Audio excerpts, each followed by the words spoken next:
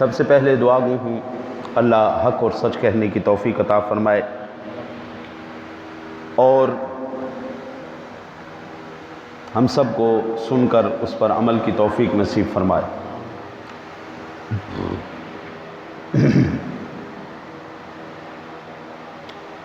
رمضان مبارک کے روزوں کے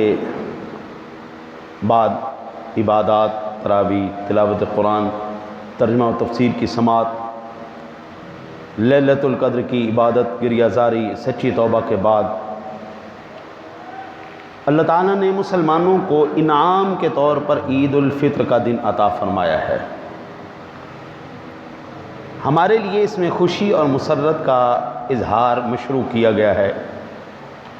تاکہ دلی خوشی کے ساتھ ساتھ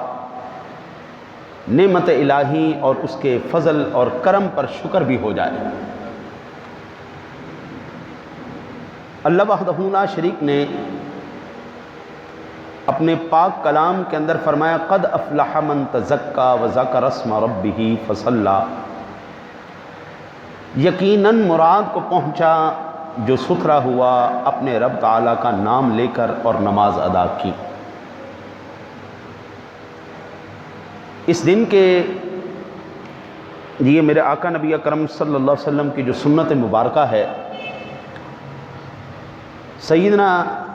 بریدہ رضی اللہ تعالی عنہ نے روایت کیا کان نبی صلی اللہ علیہ وسلم لا یخرج یوم الفطر حتی یطعم ولا یطعم یوم الاضحی حتی یصلی۔ عید الفطر کے دن جب تک حضور نبی اکرم صلی اللہ علیہ وآلہ وسلم کچھ کھا نہ لیتے، عیدگاہ کو تشریف نہ لے جاتے، اور عید الاضحیٰ کے دن اس وقت تک کچھ نہ کھاتے جب تک عید کی نماز ادا نہ فرما لیتے۔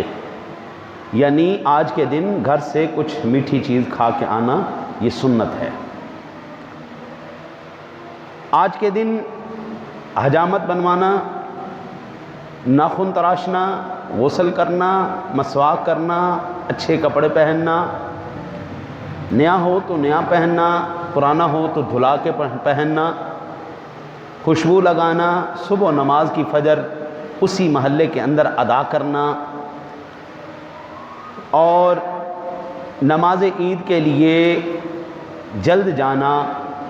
اور صدقہ فطر پہلے ادا کر دینا، یہ تمام سنتیں اور مستحبات ہیں۔